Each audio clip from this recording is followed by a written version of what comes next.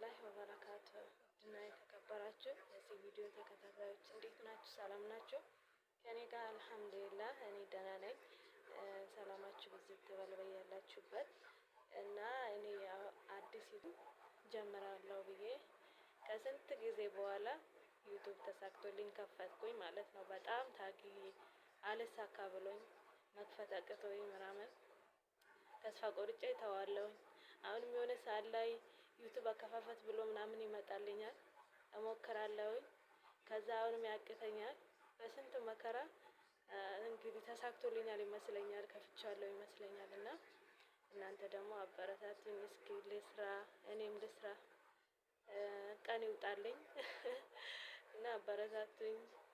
አመሰግናለሁ። ሰላም አለይኩም ወራህመቱላሂ ወበረካቱ